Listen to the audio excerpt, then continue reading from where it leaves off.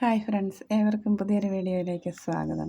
തടവറയ്ക്കുള്ളിലെ ജീവിതം എന്ന നോവലിൻ്റെ 39-ാം അധ്യായം. കണ്ണിൽ നിന്ന് കണ്ണീരൊഴുകിയിറങ്ങി. ഇല്ല, പവേട്ടൻ്റെ സ്വരം കേൾക്കാൻ പോലും തനിക്ക് ഭാഗ്യമില്ല. അതുകൊണ്ടല്ലേ പവേട്ടൻ കോൾ എടുക്കാത്തത്? അതും പറഞ്ഞവൾ വീണ്ടും കരഞ്ഞു. അപ്പോൾ അവളുടെ കയ്യിലിരുന്ന റിഫാൻ്റെ ഫോൺ ശബ്ദിച്ചു.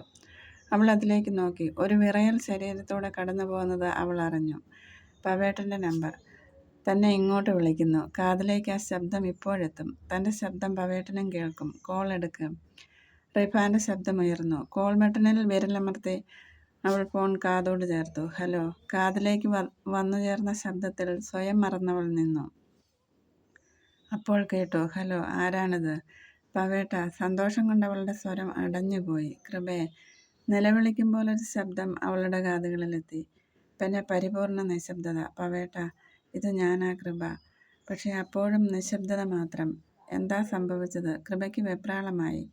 ദേ, പവേട്ടനൊന്നും മിണ്ടണില്ല, അവൾ റിഫാനോട് പറഞ്ഞു. അപ്പോൾ കേട്ടു ഒരടഞ്ഞ ശബ്ദം. എവിടാ നീ? തുടരും.